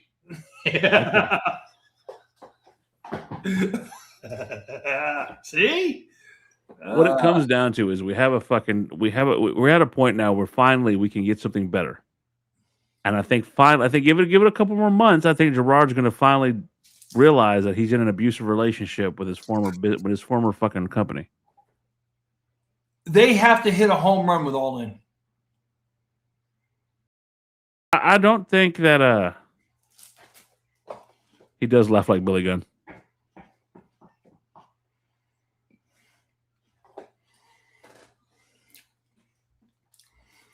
Keep it up, Rip Drop. I'm gonna get up. And you're not. What are you gonna do? What are you gonna do? What are you gonna not a damn thing? You're gonna pull a picture up or something like that. No, don't break a hip. Don't break a hip. Because I'm an ass man. What did Rock say years ago? Because you're an asshole. What I'm saying is, it doesn't have to be all in. That's not what they have to succeed on. They have a year to get their shit together, and their crowning jewel, their one shot to finally fucking take down the giant is going to be WrestleMania next year. And whatever AEW does during that time, fuck, if you have the balls and the moxie, book it for the same fucking day. Why am I saying All In? Because you're an asshole? Where is All In? New York? No. All In's in Europe, right? Yeah. Yeah. You announce to the European crowd that you have a March, because by this time WrestleMania the date should be announced. It's not though. You announced in August at All In that we're doing a show in Madison Square Garden, night 1 or night 2 of, oh no, not night 1 or night 2. We're going to do a double show, night 1 and night 2. We're going to have our first 2-night event in New York City right after WrestleMania goes off the air. Both nights.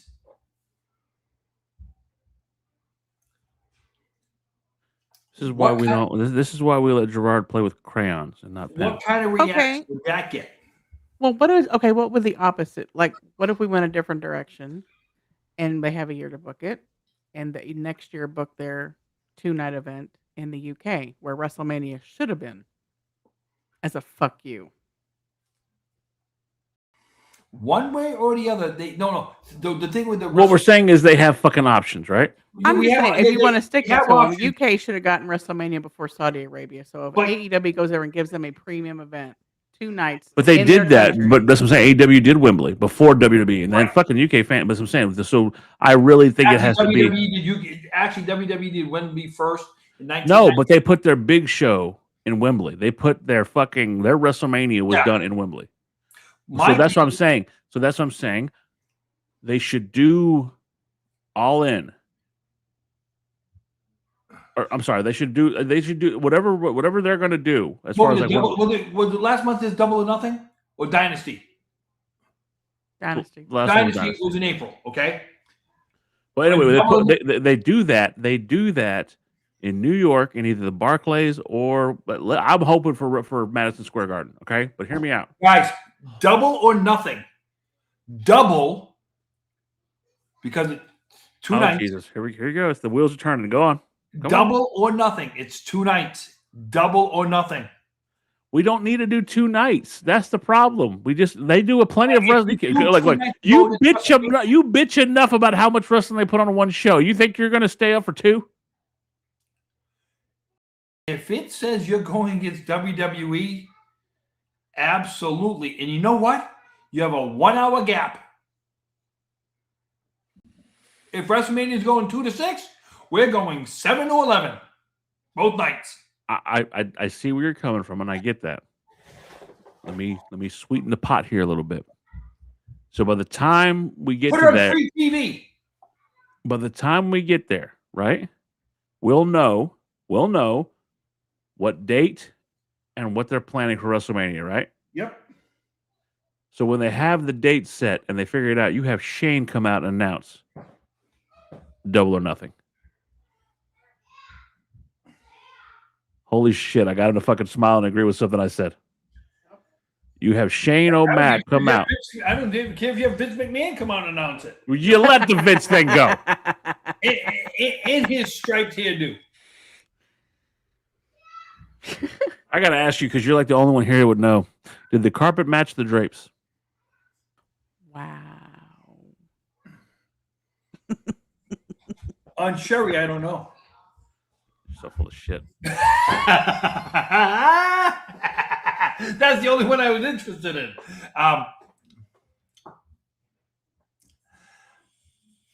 But would that be? Wait, no. If that's the case, who's your main event for AEW Double or Nothing? Oh, in New York, it'd have to be MJF. I don't give a shit who it's with. MJF. With Tommaso? Osprey.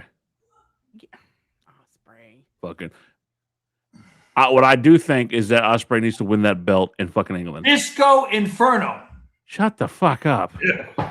Darby Allin. Yeah, okay. Oh, you motherfucker.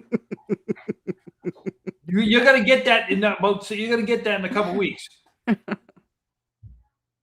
You're gonna get MJF and Darby in a couple weeks. So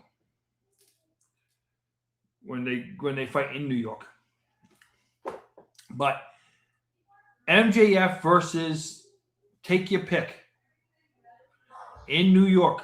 Fucking Leland. That would be a good match. He's in the Hall of Fame. He's in the Hall of Fame.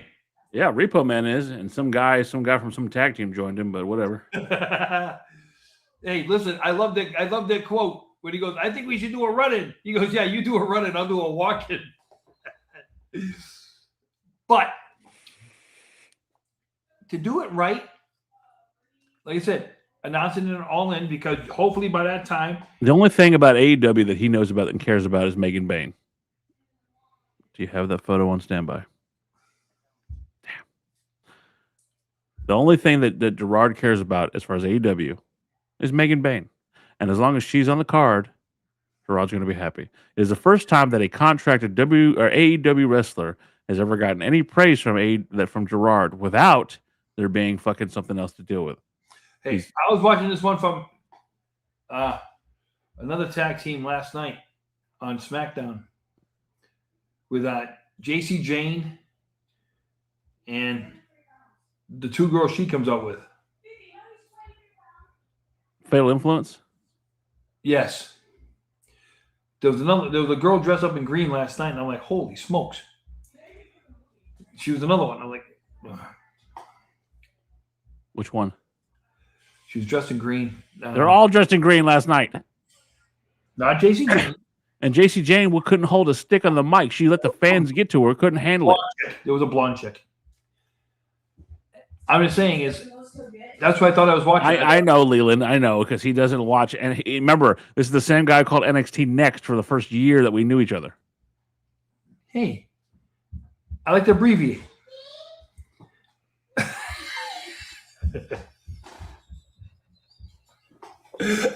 Oh, yeah. What? That'll do it. I don't know what you're going to set me up for. Exactly what you want. No. I don't want nothing. You want 12 years ago. Bird Girl.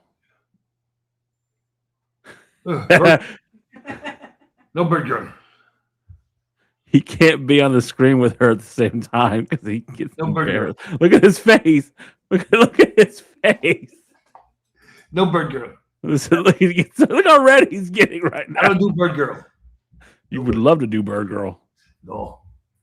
Hey, it's like not to change this new country chick, Ella something or other. I can't remember her last name. Wow. She sings a song called Shoes in Texas.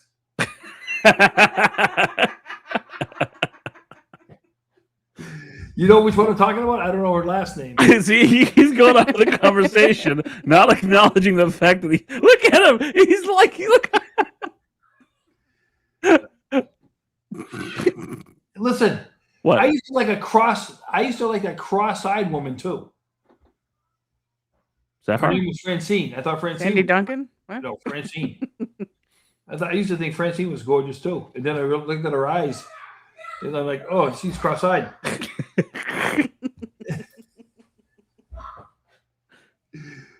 I want to make her my background one day. But 12 years of make it your away picture. What the hell? You should do that. It's the first time he's heard of Flato, and they've been around for 12 years. What do you know? They haven't. Some of these girls were probably in high school 12 years ago. no, it's the first time you've heard of Fatal Influence. They've been around for 12 years. Really? Some of these girls look like they were in high school 12 years ago. I'm sorry. I don't know. I don't even know anymore with you. JC Jane does not look like she's 30. No, she's not. I'm sorry. Never mind. Never mind. Called it next for 12 years. Yes. Okay. Yeah, all right. Exaggerate a little. You have. Even in our first fucking conversations, you were calling it next. Like I said, I'm surprised he's not in here slamming me about the Red Sox firing everybody today. I'm surprised that Leland's ever been on the show. That might be something we have to change because fucking he's the only person in the fucking audience that would actually get you under your skin. Oh, I'd be like this all night. Leland, you let me know when you want to come on the show. We'll don't make do that that. happen. No. Leland, whenever you're ready, Leland, whenever you're ready to make your debut and come on here and have a conversation with this guy. Yeah, it's a wrestling show. Correct. Let's talk Yeah. wrestling. That's why he's not giving you shit about the Red Sox. Because it's a wrestling show. Even though all you want to do is duck. You want to know a wrist lock from a wristwatch. I'm going to start calling him Patches O'Houlihan because all he wants to do is dodge, duck, dip, dive, and dodge. That's what Gerard's good at. Yeah. Bob Wiggleton, you hitting that hooker, my brother. Bob, how are you? Where's he from?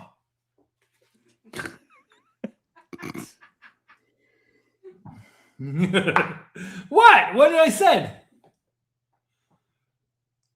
You hitting that hooker, my brother. He's talking It's about the my vape. vape. He's talking about the vape. I know. All right, we have 12 minutes. We have What do you 12 think? minutes. I think you're talking about a woman? What? What the fuck is wrong with you? You hitting that hooker, my brother. He's talking about my vape. What do you think? I think you talking about a woman? You hitting a woman? No. I know what a hookah is. It's not a hookah, it's a vape. Right. He called it a hookah. I'm great. I'm Gerard from translates King Drive, that to Chicago. hooker. He translates hookah to hooker. I'm off the King. I'm from King Drive, Chicago. Whew. Not a good neighborhood. That's a rough neighborhood. You know that neighborhood. I swear that he's like fucking this version's Rodney Dangerfield. He's like a Don Rickles in this motherfucker. That's the kind of neighborhood me and you don't walk through. I'm brown. Right. You're brown. And I'm blue. Oh. So, what are you looking forward to? It's my hood. Don't sleep with my brothers. That's your warning. See? I told you. I'm not sleeping on anybody. He's talking about you or me. I don't fucking know. Right. I've been to that part of Chicago. And I drove as How fast did this get away from being a wrestling show? Every time. I've driven through that part of Chicago. Oh God, shut up. Oh yeah, I'm enough of that. We got 10 minutes. We got 10 minutes. What do you got? It's sad that you haven't seen anything of Hulk yet. I really have no interest in watching. I'm gonna be honest with you. I have no interest in watching. Look, I know what Hulk Hogan was to the business. I understand and respect what Hulk Hogan was to the business. I don't like Hulk Hogan. Bob, Macho Man, yeah. I had the pleasure of working with Randy, and it was a pleasure. So, he wasn't what everybody thought he was to me. I actually got the man's respect, and I saw a different side of him. Can we get back to talking about the fucking Hulk Hogan thing? Well, he said something about Macho. I had to answer him. Jesus Christ. That's all. But no, I'm not going to watch the Hulk Hogan documentary. I have no desire. I don't like Hogan. I respect what the man did for the business. I can't say that you and I would be here talking about this if it wasn't for what Hulk Hogan did for WWF and WWE. Put it this way, by watching that, for 3 years, he saved WCW too. For 3 years. And that's fair enough, but he was also responsible for the downfall of that company as well. As much as Vince Russo... There is no argument between me and you saying that shameless self-promoter, Hogan was the epitome of the shameless self-promoter. And again, I can be sad that a man has passed away. I don't make light of it. I don't sit there and say he doesn't deserve some of the accolades he gets. It doesn't mean that I have to sit here and praise him as a fucking god, because he's not. He's fucking Hulk Hogan. Hulk Hogan, great character. One of the greatest gimmicks of all time. Extended so many generations. Terry Bollea, kind of a dick. Somebody said it in the thing best, to where they said he took his personal into business too many times. No, and Leland, I agree with you. Ultimately, that was the nail in the coffin. But they were losing. They were hemorrhaging fucking money. And if they were super profitable, I think it would have been a different story. I truly believe that AOL would have no choice but to hold on to them, because why do you sell something that's making you money hand over fist? I get where you're coming from, but why AOL had all the ammunition they need to cut it out when you're having matches like Judy Bagwell on a fucking pole, Viagra on a pole match. You have fucking, Hulk Hogan and Jeff Jarrett. You got again, the common quote was, broke 10 million guitars, never drew a dime. WCW's downfall, though, I will always say, started with Starrcade 1997. The build was over a year. Sting had not said a word. We're waiting for this match to finally get closure on the Sting Crow gimmick with Hogan. And that's not going to work for me, brother. Because all of a sudden Hulk Hogan decided that Sting wasn't ready. Well, you know what? You had a million fucking people that believed he was. Do you know how many times that Doc, he was ready to walk away, and they just could not find somebody to replace him? He wanted to walk away a couple of times, and they just could not find somebody. No, and Leland, I get it. I get where you're coming from. There was a piggy bank for them. It was a piggy bank. Thanks, Leland. That brings us back to what we talked about. WCW was a piggy bank. The wrestling company was a piggy bank for Turner, much like WWE is a piggy bank for TKO. Absolutely. TKO lives off WWE. If WWE starts losing money, TKO is done. They're riding their cash whore. Not their cash cow. That is their cash whore. And if anybody doesn't believe that, they're a fool. Because wait a minute. Then Leland, how does that make sense? If they were a piggy bank for AOL, when the merger went, why did they damn near the next day get rid of WCW? I know that Ted Turner wanted wrestling no matter what it was. I know he wanted it because he loved it. That, and he liked fucking pissing off Vince. He didn't want wrestling. He wanted television content. He could give a shit what it was. No, Ted Turner loved wrestling. You're not going to sit here and tell me that Ted Turner didn't love wrestling. Wrestling. He didn't want wrestling. He wanted wrestling. But he wanted content for his television show, for his network. You know why? You want to know why Ted Turner loved wrestling? You want to know why? Because he could put it on, and whatever show came on before and whatever show came on after got fucking ratings. Correct. But that's what I said. He wanted wrestling to fill in his time slots. And you know what's good about me and you, Dan? What? And you say it a lot of times. We're old. A lot of these shows that come on the internet and stuff like that talk about wrestling and stuff like that.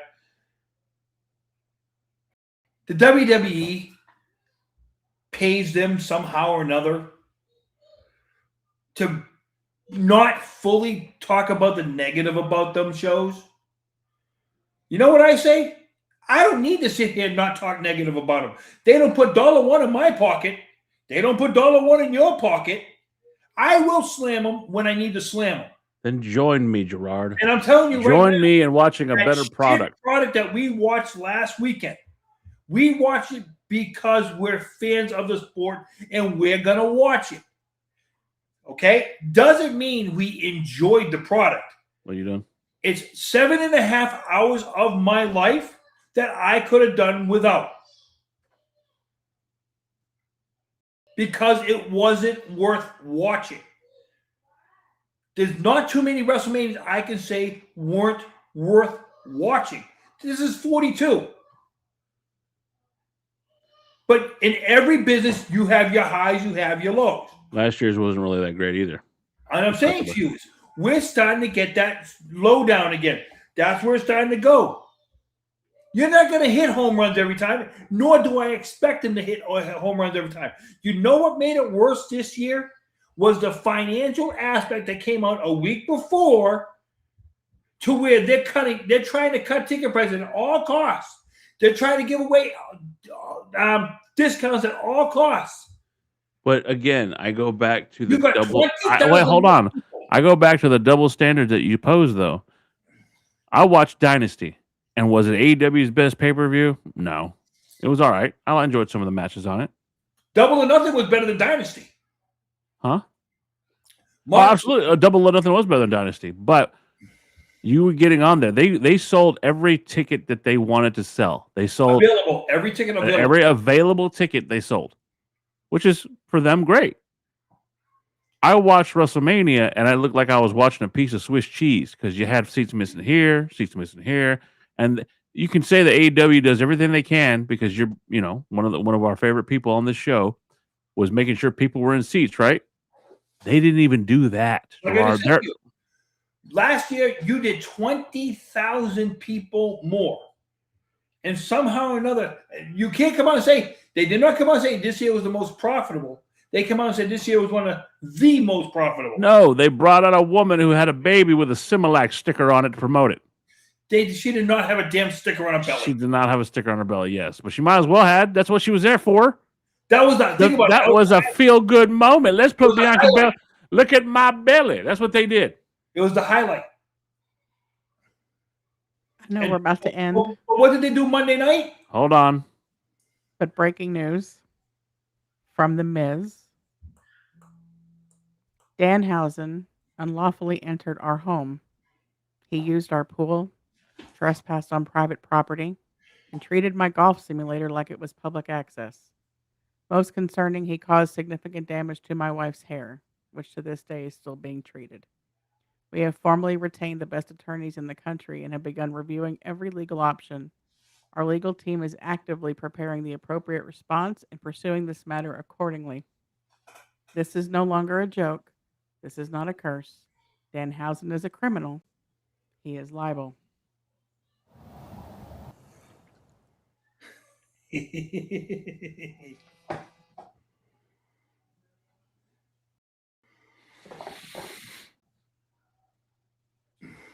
We can end it with that. All of you Marks have been listening to the Marks Podcast on YouTube.